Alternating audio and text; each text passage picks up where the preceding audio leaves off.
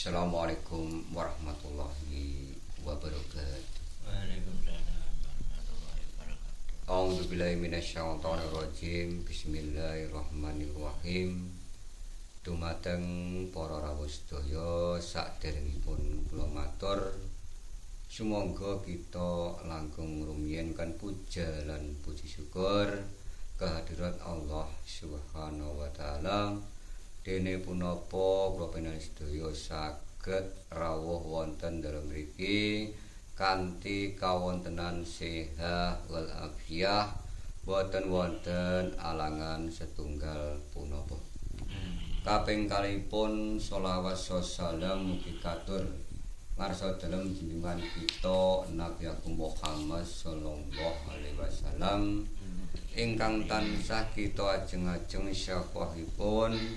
wonten ing donya ngantos ilahi yaumul qiyamah. Kaping tiganipun pramila panjenengan sedaya dipun aturi rawuh dhateng dalem mriki sepindhah dipun suwuni idi pangestu ingkang wilujeng ingkang kaping kalihipun Ibu Sulis sakulawarga ngedalaken sedekah ingkang sampun karakit wonten ing ngarsa panjenengan sami kawontenan sekul suci Ulam Sari wekdal saking sari-sarining bumi sarining toya angin surya lan api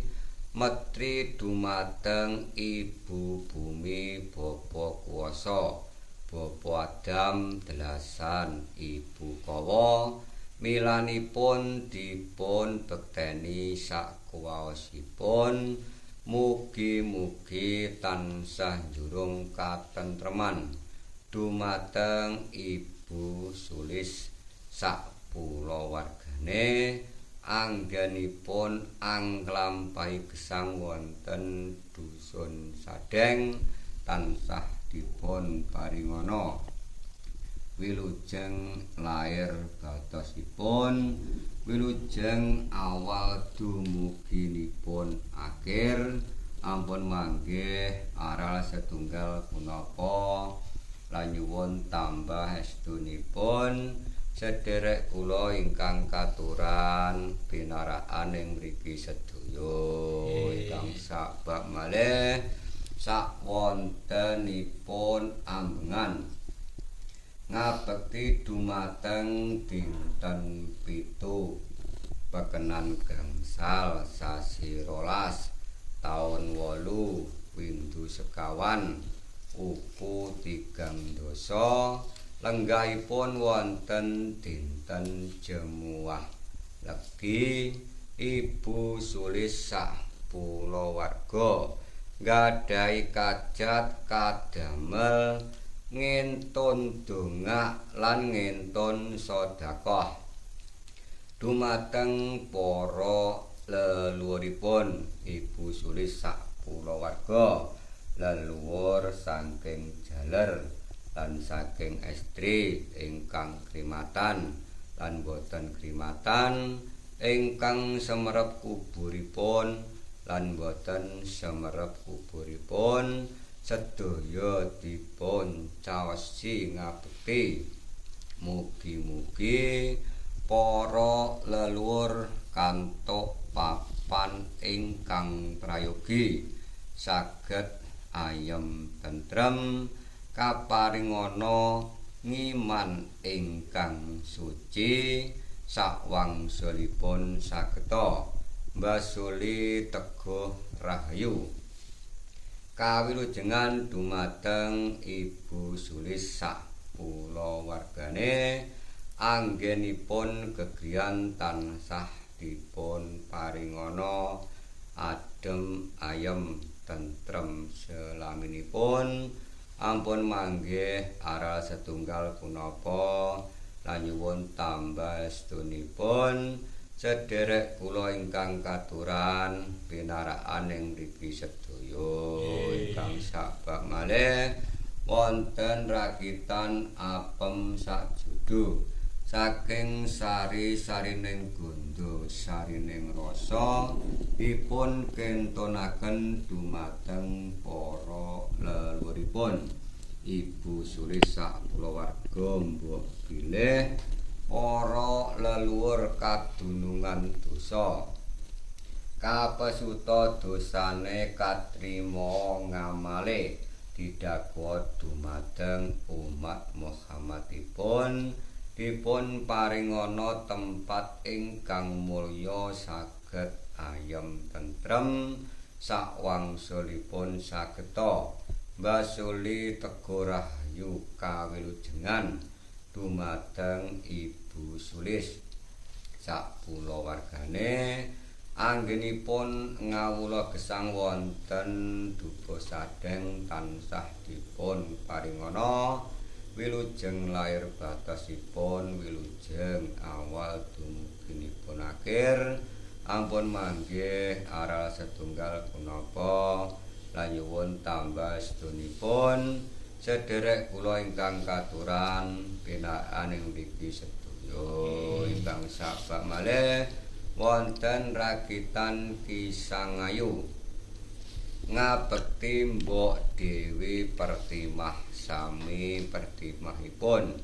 Ibu Sulis sak kulawarga milanipun dipun caos sing ngabekti panyuwunipun tansah njurung karahyon dumateng para leluhur anggenipun sowan dumateng pangayonanipun Gusti sakwangsulipun sageta mbasuli Tego Rahayu kawilujengan dumateng Ibu Sulis sak kulawargane wiwit dinten Jumat Legi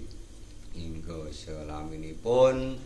ampun manggih aral setunggal punapa lan nyuwun tambah sedunipun sederek kula ingkang katuran pinaraan ing mriki sedaya ingkang sabak malih sakwontenipun ambengan ngabekti dumateng kaki Semara Bumi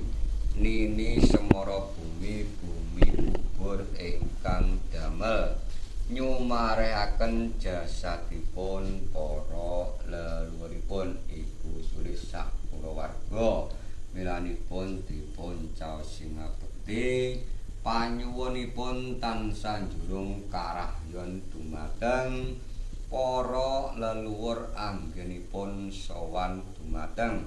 pangayonanipun Gusti wiwit dinten Jumat Legi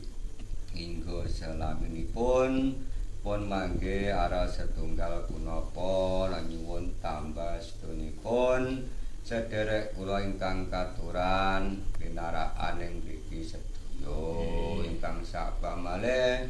wonten ragitan Sekar Telon Wangi dipun kentonaken dumateng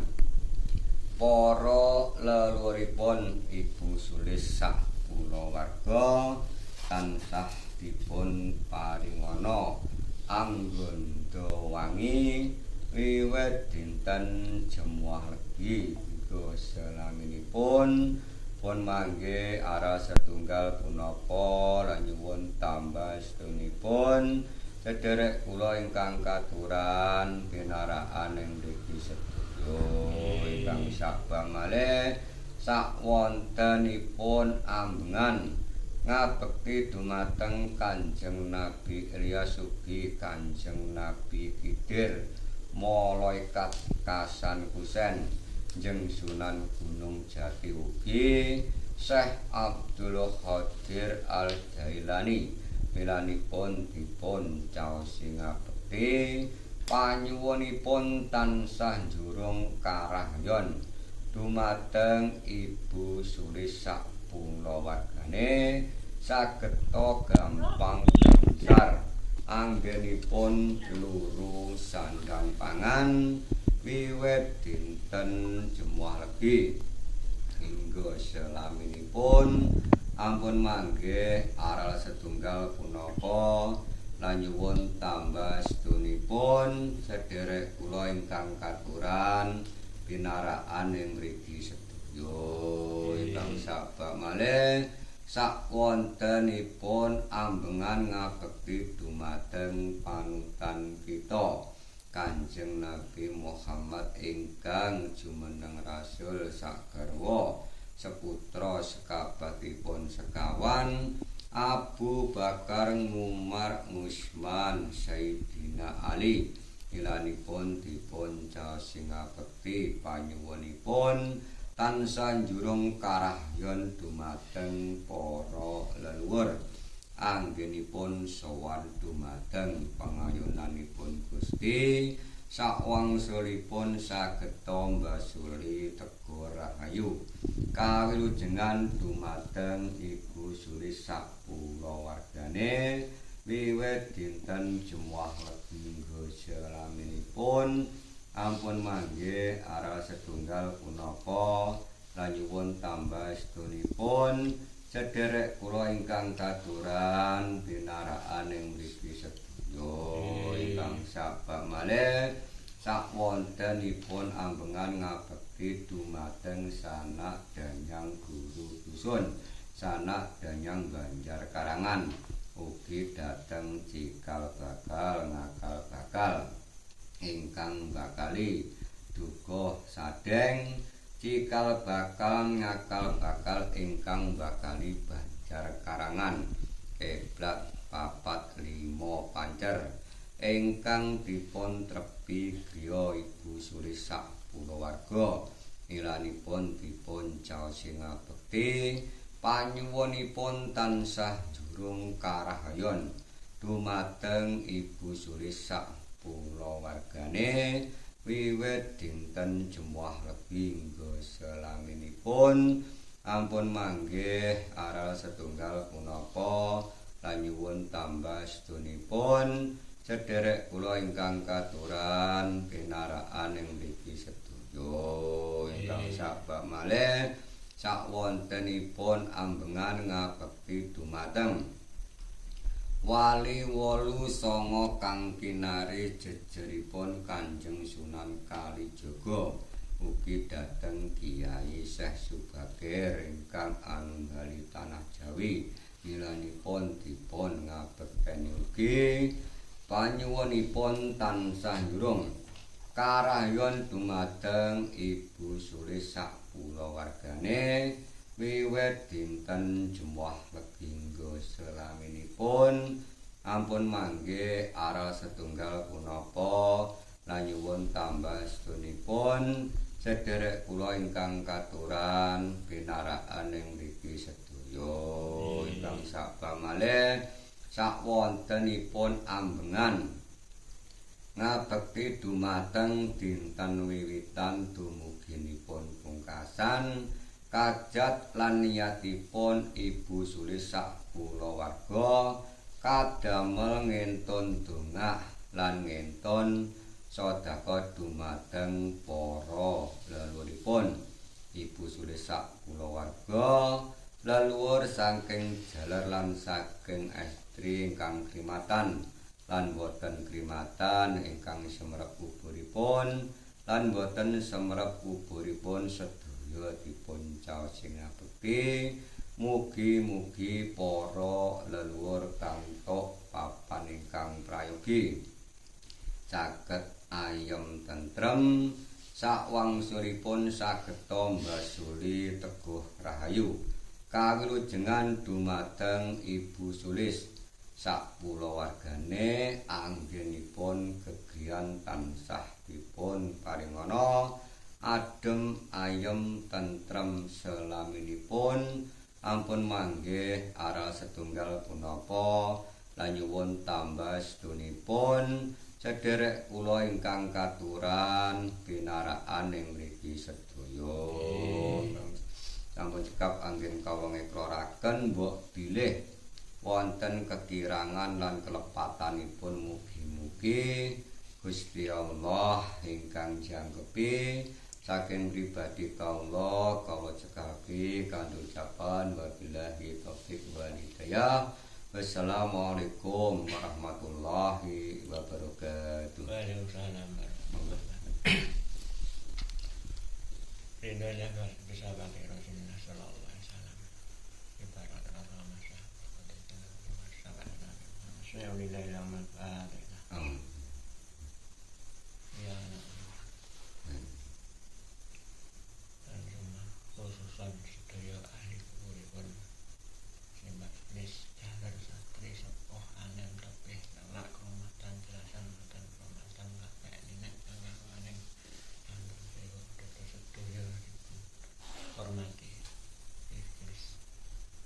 ibu saya oleh Laila Al-Fatihah.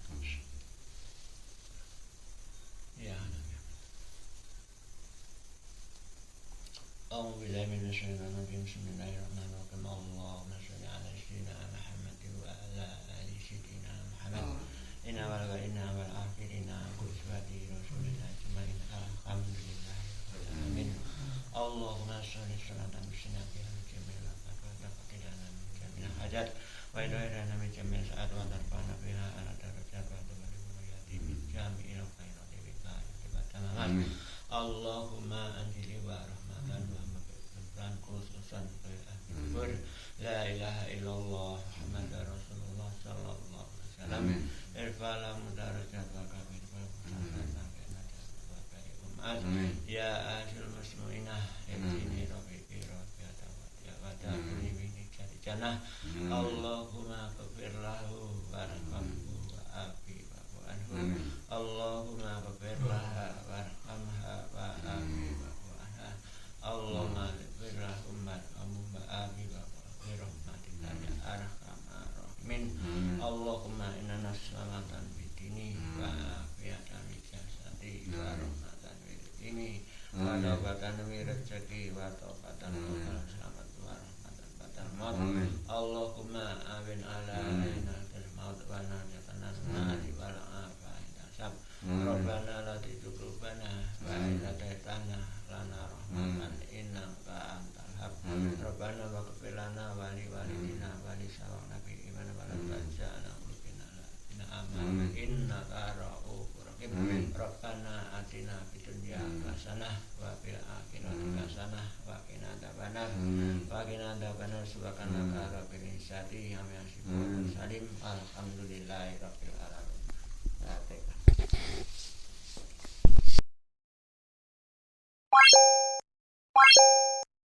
Bye.